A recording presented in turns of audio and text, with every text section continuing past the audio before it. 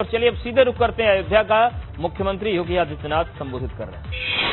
प्रत्येक मानवीय व्यवस्था पर विश्वास करने वाले नागरिक तय किया, आज भी वह हम सब के लिए उसी प्रकार की प्रेरणा का केंद्र बिंदु बना हुआ। और मुझे प्रसन्नता है कि जब अयोध्या में 500 वर्षों के बाद मर्यादा पुरुषोत्तम भगवान श्री राम के भव्य मंदिर निर्माण का कार्यक्रम प्रधानमंत्री मोदी जी के कर कमलों से प्रारंभ हो चुका है। देखिए दोस्तों, तस्वीरें दिखा रहे हैं आपको। गुप्तार घाट पर महाराणा प्रताप की मूर्ति का अनावरण हुआ है। वहीं अयोध्या पहुंचे, हनुमानगढ़ी का दर्शन किया, रामलला का दर्शन किया सीएम ने। भव्य प्रतिमा का आज यहाँ पे लोकार्पण करने का सौभाग्य मुझे प्राप्त हुआ। मैं इसके लिए आप सबको आयोजकों के हृदय से धन्यवाद देते हुए आप सबको बधाई देता हूँ, अपनी शुभकामनाएं देता हूँ। भाइयों बहनों, महाराणा प्रताप का जन्म 9 मई माना जाता है और 28 वर्ष की उम्र में उनके सामने ऐसा संकट आया था कि जो मेवाड़ की राजधानी चित्तौड़ थी, ये सभी ज्यादातर भूभाग पर भगवान का कब्जा हो गया। लेकिन अपनी दूरदर्शिता, अपने शौर्य और अपने पराक्रम के कारण महाराणा प्रताप ने अपने जीवन में अभाव की चिंता किए बगैर एक सन्यासी के रूप में, एक योगी के रूप में जंगलों में विपरीत परिस्थितियों में रहते हुए भी अपनी सेना का संगठन खड़ा किया। अकबर जैसे विशाल साम्राज्य के बादशाह को चुनौती दी और अपने जीवन में ही मेवाड़ के उस सभी जितने भी किले थे, जितने भी गढ़ थे, जितना भी भूभाग था, उसे वापस लेकर के भारत के शौर्य और पराक्रम का लोहा दुनिया के सामने प्रस्तुत करने का कार्य भी किया। भाइयों बहनों, जब भी भारत के अंदर शौर्य पराक्रम की बात आती है तो मध्यकाल में 3-4 नाम हर एक जवान पर उमड़ पड़ते हैं। महाराणा प्रताप का, छत्रपति शिवाजी महाराज का, गुरु गोविंद सिंह जी महाराज का। हर व्यक्ति भी श्रद्धा के साथ नाम लेता है कि महापुरुषों ने देश के लिए जीवन दिया था, अपने लिए नहीं। अगर वे चाहते तो वे भी उस कालखंड में चाहते कि भाई मैं कैसे लौट पाऊंगा अकबर के साथ, अकबर के सामने, क्योंकि अकबर के पास एक बड़ी सेना है और यहाँ पर तो भीतर घात करने वाले बहुत सारे लोग बैठे हुए हैं। कैसे मैं भेज करूंगा? वहां भी अधीनता स्वीकार कर लेते और अपने मेवाड़ की गद्दी को सुरक्षित रख पाते, लेकिन उन्होंने ऐसा नहीं किया। यहाँ तक कि जो मान सिंह, जिसने अपनी बुआ को अकबर के यहाँ भेज दिया, उसके साथ भी उन्होंने अपना अपमान समझा और कहा था कि नहीं, मैं ये नहीं कर सकता। एक विधर्मी के साथ हम इस प्रकार से उसे सम्मान नहीं दे सकते जो देश और धर्म के लिए खतरनाक हो। और भाइयों बहनों, मर्यादा पुरुषोत्तम भगवान श्री राम के इस पावन धाम पर, जब भगवान श्री राम के इस पावन धाम पर हम लोग महाराणा प्रताप की भव्य प्रतिमा का उद्घाटन का कार्यक्रम कर रहे हैं, मैं सबसे पहले आयोजकों को इस बात के लिए धन्यवाद दूंगा कि उन्होंने बहुत अच्छा क्योंकि एक यहाँ पर जो घाट है, ये वही घाट है इस पवित्र घाट को मर्यादा पुरुषोत्तम भगवान श्री राम ने अपनी अंतिम यात्रा के लिए चुना। इसकी पवित्रता का अंदाजा हम सब लगा सकते हैं।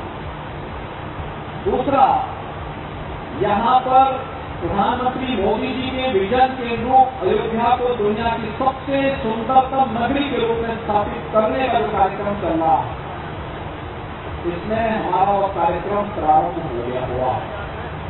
आज मैं मेरे साथ मंत्रियों का एक समूह अयोध्या के विकास के कार्यों की समीक्षा करते हुए ही हम लोग लगातार अलग अलग रूप से मुलाकात भी किए हैं, अलग अलग कार्यक्रमों के साथ भी जुड़े हुए हैं। सुबह में आया था, हनुमानगढ़ी में दर्शन किया, दर्शन करने के बाद राम जन्मभूमि में भगवान के नाम का दर्शन किया, मंदिर के निर्माण कार्य की प्रगति को नजदीक से देखा, फिर वहां से गए प्राथमिक स्वास्थ्य केंद्र का निरीक्षण किया, अयोध्या के विकास के लिए जो 8 ओवर ब्रिजेज बन रहे हैं, ऊपरगामी सेतु बन रहे हैं, उनमें से कुछ का निरीक्षण किया, कुछ की समीक्षा की, और फिर वहां से हम लोग एक बेसिक शिक्षा परिषद के स्कूल में भी निरीक्षण करने के लिए गए कि कैसे अध्ययन हो रहा है, क्या सुविधाएं हैं, बच्चों की उनमें क्या भावनाएं हैं।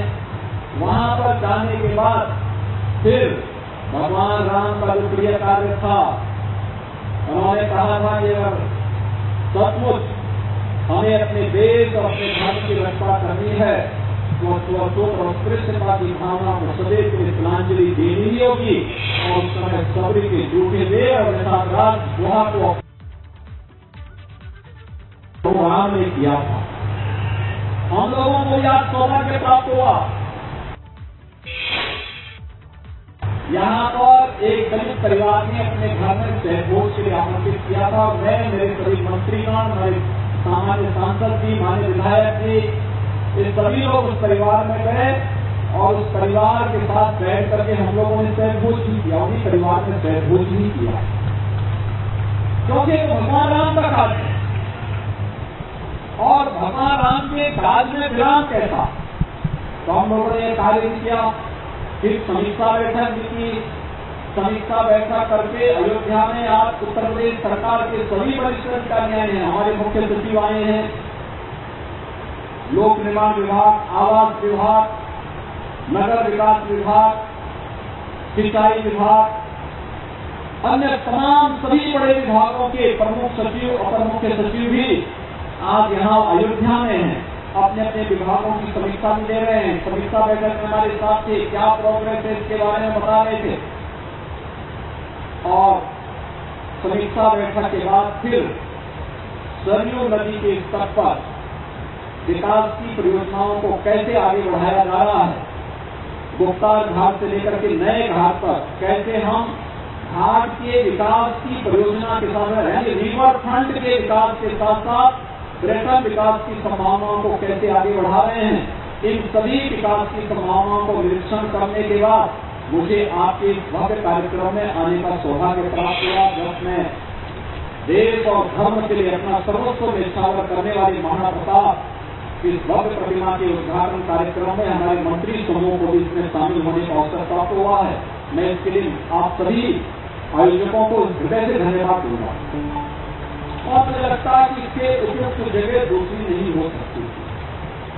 एक आपने सेपरेट पार्क बनाया है जहां पे प्रशासन के सहयोग से मिलकर आवागमन में कोई बाधा नहीं, और पार्क के दोनों ओर मार्ग जो भी यहाँ से गुजरेगा महाराणा प्रताप का नाम उसके जेहन में एक बार जरूर आएगा, उनका शौर्य, उनका पराक्रम, उनका बलिदान उनके दिमाग में जरूर आएगा कि देश और धर्म के लिए जीने वाला भारत माता का एक ऐसा महायोद्धा किसी कालखंड में देश में आया था और गुलामी की बेड़ियों को तोड़ने के लिए जो जज्बा हमारे अंदर पैदा कर गया था, उस जज्बे के कारण ही इस देश में जब भी चेतना सुप्त हुई, उस सुप्त चेतना को जागृत करने के लिए महाराणा प्रताप उस सुप्त चेतना जागृत होती हुई दिखाई जब भारत अंगड़ाई लेता हुआ विधर्मियों के खिलाफ, विदेशी शक्तियों के खिलाफ उठ खड़ा होता है।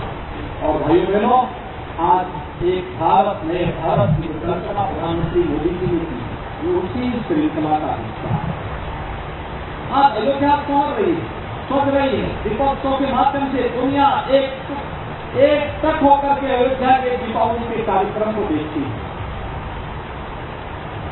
अयोध्या में भगवान राम की जन्मभूमि पर भगवान राम का भव्य मंदिर का निर्माण हो, कौन ऐसा भारतीय होगा जिसने सहयोग देने के लिए तैयार है?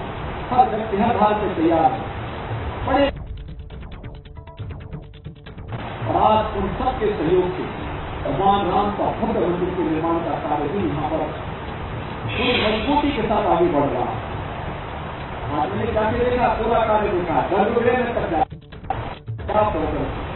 कितनी देवी के साथ, और मंदिर ऐसा होगा न भूतों में। भगवान राम के व्यक्तित्व के अनुरूप, उनके कृतित्व के अनुरूप जो कभी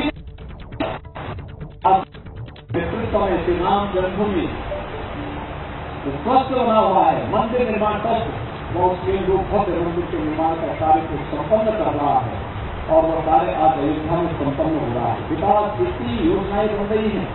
आने वाले समय में अयोध्या दुनिया की सबसे सुंदरतम नगरी के रूप में स्थापित होगी। दीपावली ने इस कार्यक्रम को साबित किया। मुझे याद है जब 2017 में पहली बार हम दीपावली के आयोजन के सामने जुड़े, भाई बहनों मेरे मन में आपको पता नहीं क्या, क्योंकि यहाँ पे दीपावली अपने घर तक सार्वजनिक के कार्यक्रम नहीं हो पाता। आज मुझे प्रसन्नता है, सार्वजनिक रूप से सभी कार्यक्रम पूरी भव्यता के साथ यहाँ पे संपन्न हो रहे हैं, और दीपावली में से उत्सव ऐसा माहौल है। अयोध्या के विकास में भी अयोध्या वासियों ने राम जन्मभूमि आंदोलन को कभी मरने नहीं दिया। जब एक विदेशी आक्रांता ने 1528 में श्री राम जन्मभूमि पर भगवान राम के भव्य मंदिर को पवित्र करने का काम किया था, 1528 से लेकर के 1992 तक कोई दिन और कोई वर्ष ऐसा नहीं जब अयोध्या वासियों ने चैन की सांस ली। वे लड़ते रहे। अयोध्या में हमने बहुत सारे गांव देखे हैं जो आज भी नंगे पैर चलते हैं। इससे ही संकल्प है 500 वर्षों का, अपने प्रभु राम का भव्य मंदिर का निर्माण करके रहेंगे और अपना स्थान वापस लेकर के रहेंगे। बहुत सारे परिवार हैं जो सिर पे साफा नहीं मानते, केवल एक ही संकल्प है कि जब भगवान राम का भव्य मंदिर बनेगा तो हम अपनी पगड़ी भी धारण करेंगे। और मुझे लगता है आज यह कार्य संभव हो पा रहा है, हो गया। अब तो एक वर्ष और इंतजार करिए, भगवान रामलला अपने भव्य मंदिर में विराजमान होंगे। आज भी मैं देश के अंदर नहीं जाता हूँ, लोग मुझसे पूछते हैं आपको कैसा लग रहा था जब आपने भगवान से एक मंदिर में स्थापित किया। मैंने कहा मेरे लिए तो गौरव की बात है, क्योंकि मेरे दादा गुरु के समय मूर्ति स्थापित हुई थी और मेरे समय में भव्य मूर्ति को मंदिर में स्थापित करने का सौभाग्य मुझे प्राप्त हुआ। मेरे लिए इससे ज्यादा गौरव की बात क्या होगी। राम जन्मभूमि का पूरा आंदोलन मेरे पूज्य गुरुदेव महंत रविन्द्रनाथ जी महाराज के नेतृत्व में राम जन्मभूमि मुक्ति के समिति लड़ रही थी, तो हमारे को 3 पीढ़ी इस पूरे कार्यक्रम के साथ जुड़ करके लगी हुई है। तो हमारे लिए मुझसे मेरे लिए इससे ज्यादा गौरव की बात क्या होगी। और भाइयों बहनों, आज जो कार्यक्रम आपने महाराणा प्रताप को उनकी भूमिका के लोग उचित स्थान देकर के मां शरीर के तट पर बहुत अच्छा रिवर फ्रंट हमारे विकसित होने जा रहा है। हजारों श्रद्धालु और पर्यटक यहाँ पर शाम के समय आते हैं और सायकाल के समय आकर के पर्यटन का आनंद लेंगे, महाराणा प्रताप की शिक्षाओं से प्रेरणा प्राप्त करेंगे और भव्य पार्क के बीच महाराणा प्रताप की शोभा अपने आप ही अयोध्या के माध्यम से भगवान राम के उच्च आदर्शों से प्रेरणा लेते हुए देश के लिए, धर्म के लिए त्याग और बलिदान की नई परंपरा को आगे बढ़ाने के लिए हमें प्रेरित करती रहेगी। मैं आयोजकों को आज के इस कार्यक्रम से हृदय से बधाई देता हूँ, आप सबको अपनी शुभकामनाएं देता हूँ और विश्वास व्यक्त करता हूँ कि हम सब मिलकर के अयोध्या की सुंदरतम नगरी के रूप में स्थापित करते हुए अयोध्या में वह सब कुछ देंगे जो अयोध्या की आवश्यकता होगी, और उत्तर प्रदेश वह सब करेगा जो नए भारत के अग्रणी भूमिका का निर्वहन करेगा। आप सबको 9 मई को महाराणा प्रताप की जयंती है, अभी से महाराणा प्रताप जयंती की हार्दिक बधाई और शुभकामनाएं आप सबको देते हुए इस पूरे कार्यक्रम के आयोजकों को मैं हृदय से बधाई देता हूँ, अपनी शुभकामनाएं देता हूँ। धन्यवाद। जय हिंद, जय जय श्री राम।